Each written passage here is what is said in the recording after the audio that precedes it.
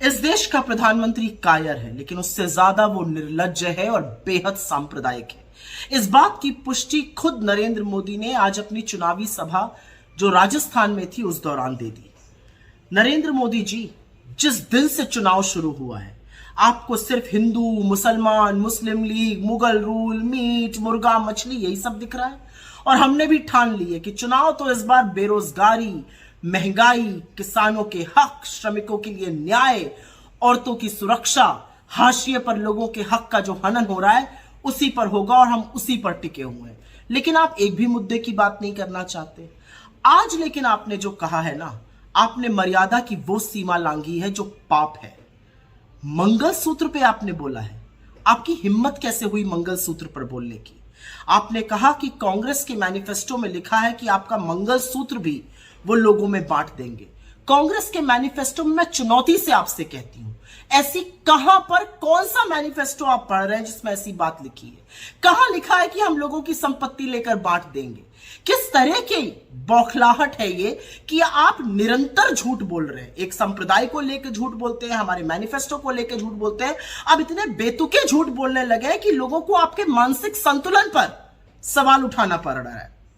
असलियत यह है कि आपको मंगलसूत्र का नाम नहीं लेना चाहिए था, क्योंकि एक औरत जब मंगलसूत्र पहनती है ना तो वो जन्म जन्मांतर के लिए दाम्पत्य के उस सूत्र में बंध जाती है जिसका सबसे पवित्र, सबसे पावन प्रतीक मंगलसूत्र होता है। इस देश के करोड़ों लोग पूरी निष्ठा से, पूरी ईमानदारी से दाम्पत्य के सूत्र को, दाम्पत्य के संबंध को निभाते हैं। आपको मंगलसूत्र पर इतनी घटिया गंदी टिप्पणी नहीं करनी चाहिए थी कि हम औरतों का मंगलसूत्र लेकर लोगों में बांट देंगे। यह सिर्फ एक जेवर, एक गहना नहीं होता है।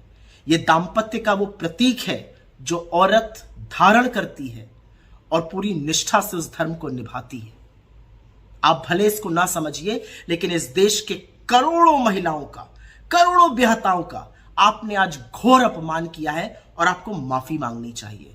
अपने 10 साल के शासन काल में आपने किसानों का, श्रमिकों का, युवाओं के खिलाफ, महिलाओं के खिलाफ, हाशिए पर रहे लोगों के खिलाफ जो षड्यंत्र किया है उसके अंत का वक्त आ गया और चुन चुन कर वोट के माध्यम से आपसे हिसाब लिया जाएगा।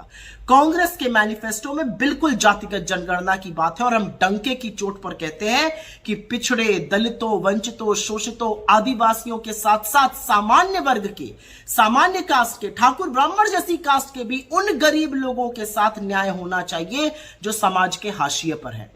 असल में तो लोगों की जेब पर डाका आपने डाला, लूटा खसोटा आपने, लोगों से जबरन वसूली करके अपने मित्रों की जेबें, उनकी तिजोरियां आपने भरी और अब आप निहायत ही घटिया बात करने पर उतारू हो गए। अरे थोड़ा तो बोलने से पहले सोचा करिए कि आप इस देश के प्रधानमंत्री। आज पूरा देश स्तब्ध है कि एक चुना हुआ प्रधानमंत्री ये कह कैसे सकता है, लेकिन इसी देश ने चुना भी तो आप ही को है। खैर, अब समझ में आ गया है, बस थोड़े ही दिनों की बात है। लेकिन जाते जाते ऐसी बात मत कीजिए कि पूरा देश पानी पी पी कर आपके शब्दों को, आपके बयानों को और आपकी घिनौनी गंदी सोच को कोसे। वही हो रहा है आज। आशा है ये कार्यक्रम आपको पसंद आया होगा। इस वीडियो को ज्यादा से ज्यादा शेयर करें, लाइक करें और कमेंट करके बताएं आपकी राय क्या है। और अगर आपने हमारा यूट्यूब चैनल अभी तक सब्सक्राइब नहीं किया है तो तुरंत इसको सब्सक्राइब कर लीजिए और बेल आइकन भी दबा दीजिएगा ताकि अगली जब वीडियो अपलोड हो तो आपके पास इसका नोटिफिकेशन पहुंच सके। और अगर आपने हमारा